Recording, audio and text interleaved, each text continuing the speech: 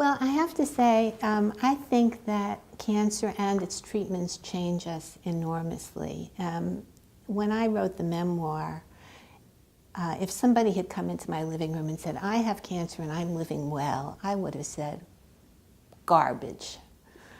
I mean, that's crazy. So I think we change as we go through these things. And I am very lucky right now to be on a non-debilitating drug. But I would say I live very well with cancer. I do what I love to do, which is writing and cooking and partnering and parenting and grandparenting. And maybe not in that order, but all mixed up together, like a quilter's swatch of fabric. And I would say that being able to prioritize and enjoy the things you want to enjoy is something that is a great gift that this particular treatment has given me. I would not argue that all people in treatment are well. Certainly not. Unfortunately, too many are not well. I was miserable. I've never been so miserable in my life as I was after surgery and during a number of radiological procedures and a number of resurgeries, 2 or 3 abdominal resurgeries and recurrent infections and PICC lines with antibiotics, and I really thought this is just hardly worth it.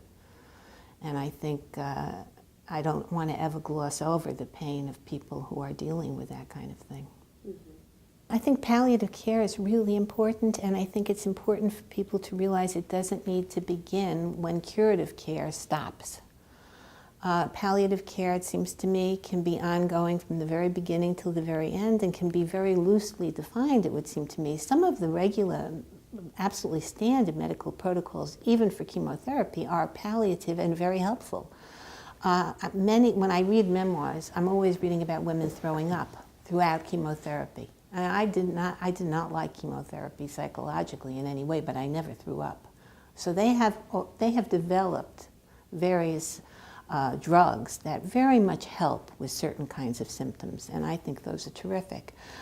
Some people go to the other end of palliative, almost towards alternative care, which I think is also very important.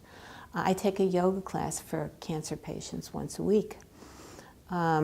I have friends in my support group who do acupuncture, and I have another friend who does healing hands, and I have another friend who does who has a massage therapist. And I think any one of these things can be enormously helpful for people. To me, one of the byproducts of cancer is quite simply fear.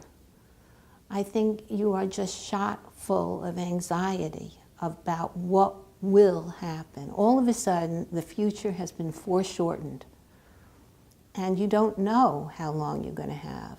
And many people respond to that with a kind of paranoia and grief that can be eased in part by any number of palliative and alternative methods.